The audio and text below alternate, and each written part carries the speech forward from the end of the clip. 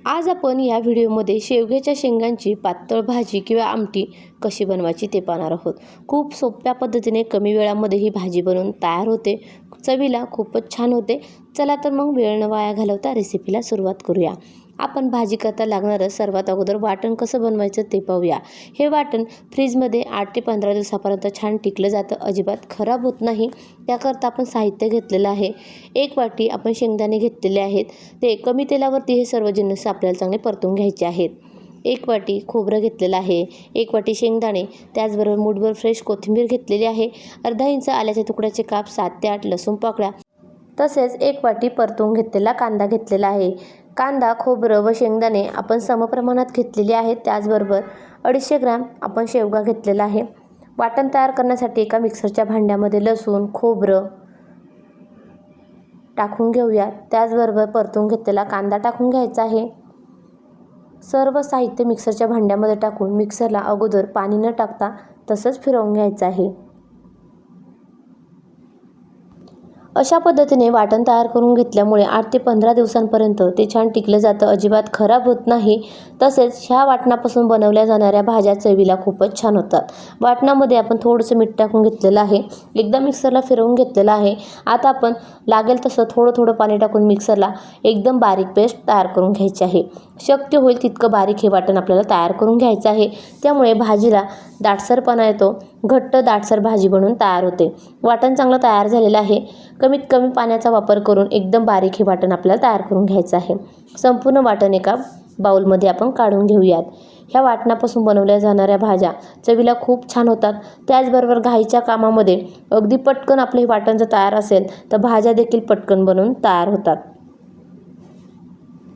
वाटण तयार झालेले आहे। आता आपण शेवगा कट करून घेऊयात। 250 ग्रॅम शेवगा घेतलेला आहे। या पद्धतीने शेवगा आपल्याला कट करून घ्यायचा आहे। आपल्याला हव्या त्या आपल्या आवडीप्रमाणे शेवग्याचे लहान मोठ्या आकारामध्ये तुम्ही काप करून घेऊ शकता। शेवगा पाण्यामध्ये टाकून घ्यायचा आहे। या पद्धतीने शेवगा कट करून घेतल्यामुळे त्याच्या ज्या साली आहेत त्या पटकन निघल्या जातात। त्याचबरोबर खाताना ह्या साली आपल्या तोंडामध्ये येत नाही, त्यामुळे ही पद्धत वापरून शेवगा आपल्याला कट करून घ्यायचा आहे। संपूर्ण शेवग्याचे आपण काप करून घेऊयात।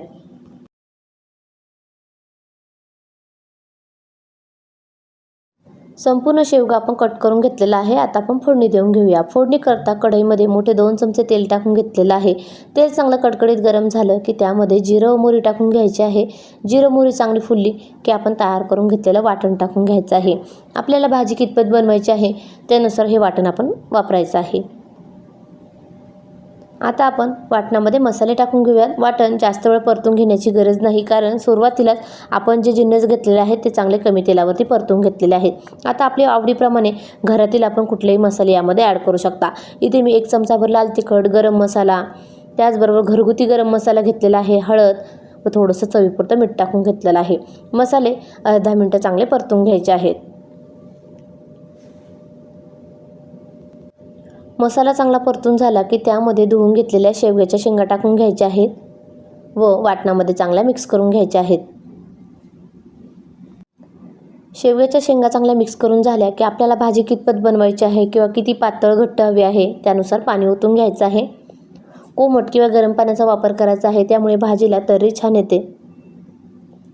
पाणी टाकून चांगलं मिक्स करून घ्यायचं आहे। वरून थोडीशी कोथिंबीर टाकून घेऊयात। भाजीला चांगली उकळी काढून झाकण ठेवून 5 मिनिटं भाजी चांगली शिजवून घ्यायची आहे।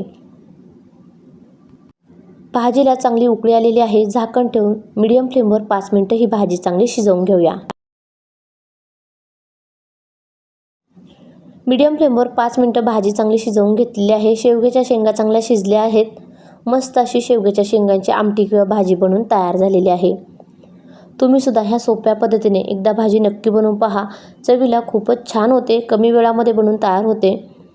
ही भाजी भाकरीबरोबर, चपातीबरोबर, भाताबरोबर चवीला खूपच छान लागते। तुम्ही देखील एकदा नक्की ट्राय करून पहा। रेसिपी आवडल्यास कमेंट बॉक्समध्ये नक्की कळवा। व्हिडिओ आवडला असेल तर व्हिडिओला लाईक करा।